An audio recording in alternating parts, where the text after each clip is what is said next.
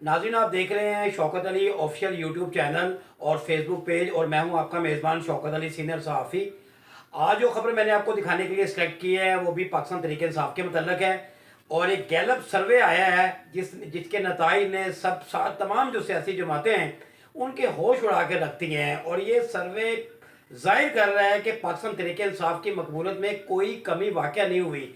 हालांकि 9 मई का एक ऐसा वाक़या था जिसके बाद ये कहा जा रहा था कि जिस तरह से क्रैकडाउन हुआ है कारकुनों के खिलाफ और रहनुमाओं के खिलाफ, तो लग रहा था कि शायद जो पाकिस्तान तहरीक इंसाफ है अवाम में अपनी मकबूलियत खो बैठी है। लेकिन ऐसा कुछ नहीं हुआ। और जो गैलप सर्वे आया है उसके मतलब ये कहा गया है कि पंजाब में पाकिस्तान तहरीक इंसाफ 41% है इसकी मकबूलियत, और जो मुस्लिम लीग नून है वो 28% है। और जो पीपल्स पार्टी है उसका तो तकरीबन नामो निशान नहीं है, वो तो कहा जा रहा है कि सिर्फ 6% है।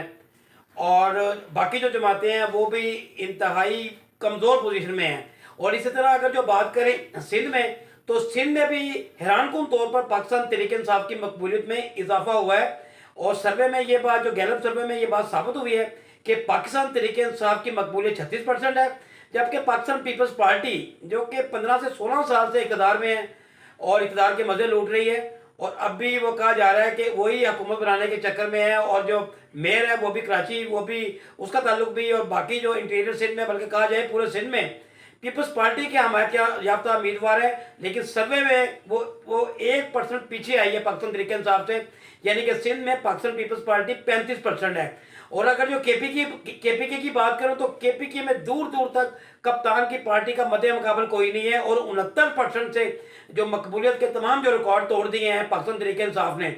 और इसके बाद अगर जो बात की जाए बलोचिस्तान की, तो बलोचिस्तान में भी पाकिस्तान तहरीक इंसाफ का कोई सानी नहीं है, और ये 36% से मकबूलियत में सर फहरिस्त है। तो ये गैलप सर्वे है जिसने घंटी बजा के रख दी है, तमाम सियासी जमातों ने सर जोड़ लिए हैं।